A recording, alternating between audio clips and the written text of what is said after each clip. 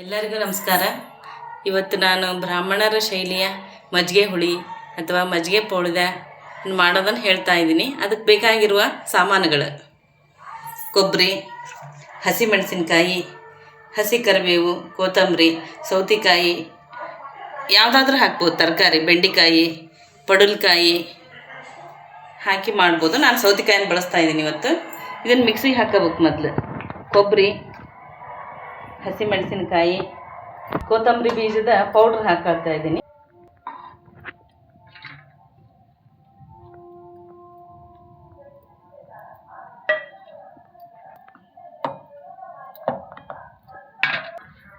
ಜೀರಿಗೆನೂ ಸ್ವಲ್ಪ ಹಾಕ್ಬೇಕು. ಹಿಂಗನ್ನು ಹಾಕ್ತಿದ್ದೀನಿ. ನೈಸಾಗಿ ಗ್ರೈಂಡ್ ಮಾಡೋಣ ಇದನ್ನು. ಈ ಥರ ಸಣ್ಣಗೆ ಆಗ್ಬೇಕು. ಒಂದು ಸೌಟ್ ಎಣ್ಣೆ, ಸ್ವಲ್ಪ ಸಾಸಿವೆ, ಸ್ವಲ್ಪ ಜೀರಿಗೆ,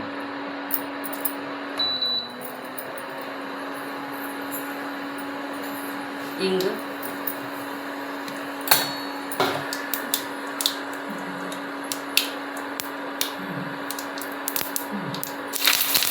ಕರಿಬೇವು, ಸೌತೆಕಾಯಿ ಹಾಕ್ತೀನಿ.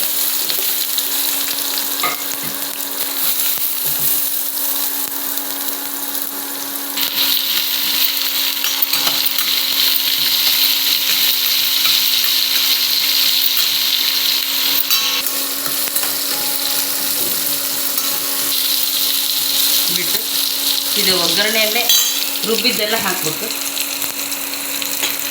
ಇದು ಹಸಿ ವಾಸನೆ ಹೋಗ್ಬೇಕಂತ ಇವಾಗೆ ಹಾಕ್ತಿದ್ದೀನಿ.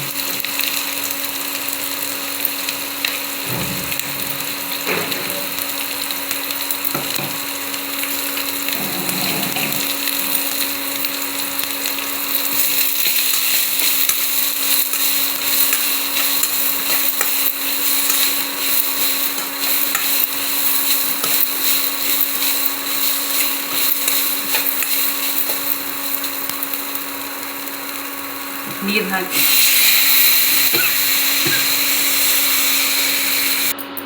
ಬೇಯಬೇಕು. 10 ನಿಮಿಷ ಬೇಯಲು ಬಿಡ್ಬೇಕು ಇದನ್ನು. ಈಗ ಬೇಯೋಷ್ಟರಲ್ಲಿ ಹಸಿ ಕಡಲೆ ಹಿಟ್ಟು, ಬೋಂಡ ಮಾಡೋ ಹಿಟ್ಟು, ಅದನ್ನು ಸ್ವಲ್ಪ ನೀರು ಹಾಕಿ ಗಂಟಿಲ್ಲದೆ ಕಲಿಸ್ಕೋಬೇಕು. ಗಂಟಿಲ್ಲದೆ ಕಲಿಸ್ಕೋಬೇಕು ಇದನ್ನು.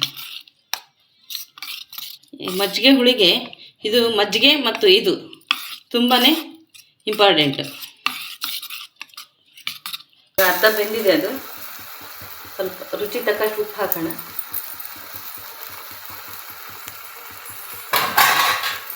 ಈ ಮಜ್ಜಿಗೆ ಹುಳಿಗೆ ಮಜ್ಜಿಗೆ ಆದಷ್ಟು ಹುಳಿ ಇದ್ದರೆ ಚೆನ್ನಾಗಿರುತ್ತೆ. ಹುಳಿ ಮೊಸರನ್ನೇ ತಗೋಬೇಕು.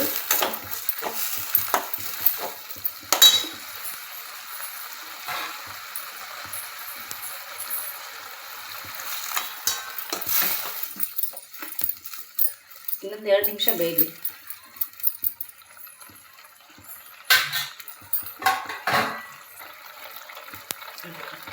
ಮೀಡಿಯಂ ಫ್ಲೇಮಲ್ಲೇ ಇರಲಿ. ಈಗ ಬೆಂದಿದೆ ಅದು.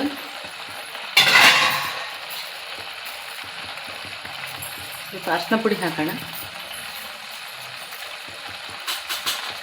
ಈ ಕಲರಿಗೆ ತಕ್ಕಷ್ಟು ಹಾಕೋಬೋದು.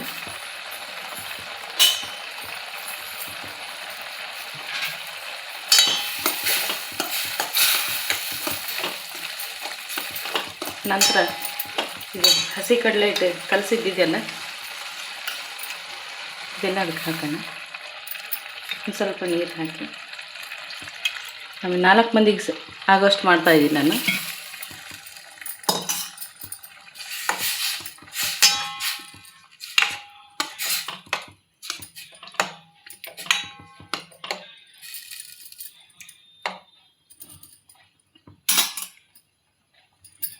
ಸ್ವಲ್ಪ ಸ್ಲೋಲ್ಲಿ ಇಡಲಿ, ಸ್ಲಿಮ್ಮಾಗಿ ಇಡ್ರಿ.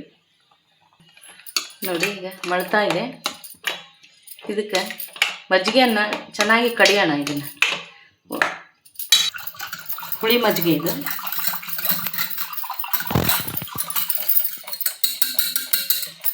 ಹಾಕೋಣ.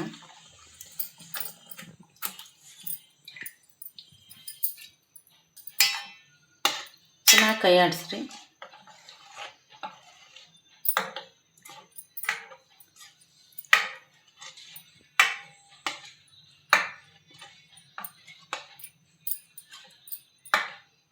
ಬಿಸಿ ಬಿಸಿ ಅನ್ನಕ್ಕೆ ತುಂಬ ಚೆನ್ನಾಗಿರುತ್ತೆ.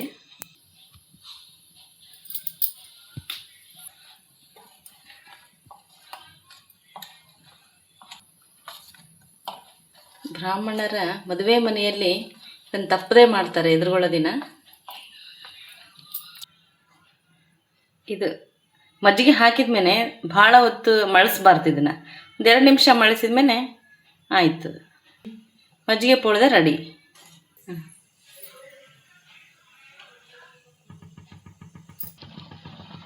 ಈಗ ಮಜ್ಜಿಗೆ ಪೋಳ್ದ ರೆಡಿಯಾಗಿದೆ.